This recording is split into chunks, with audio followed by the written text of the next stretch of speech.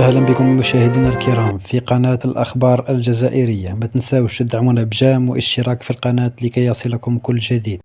أعلن الوزير الأول أيمن بن عبد الرحمن اليوم السبت بالجزائر العاصمة عن إطلاق التطبيق الإلكتروني الخاص بتسهيل عملية تمليك سكنة عدن صيغة البيع بالإيجار لأصحابها ابتداء من الفاتح نوفمبر القادم. وجاء ذلك خلال زيارة بن عبد الرحمن لمعرض لقطاع السكن تم تنظيمه على هامش أشغال الجمعية العامة الاستثنائية لشركة الإسكان والمأوى الإقليمي في إفريقيا، حيث قدمت وكالة العدل عرضا عن هذا التطبيق الذي يهدف إلى رقمنة وتسهيل عملية تمليك سكنة عدل. وفي هذا الصدد شدد الوزير الأول على ضرورة إطلاق هذا التطبيق في الفاتح من نوفمبر 2023 بمناسبة احتفال الجزائر بالذكرى 69 لاندلاع الثورة التحريرية المجيدة. وخلال العرض الذي قدمه المدير العام لوكالة عدل فيصل الزيتوني تمت الإشارة إلى أنه مع نهاية سنة 2023 سوف يتم إسكان ما نسبته 92% من إجمالي المكتسبين المسجلين في برنامج عدل 2 لسنة 2013 الذين يبلغ عددهم 563,609 مكتسب. وأضاف مسؤول الوكالة أنه تم صب ما نسبته 98% من شهادات التخصيص من برنامج عدل 2013، مشيرا إلى أنه تم الانطلاق في تجسيد 16,857 وحدة سكنية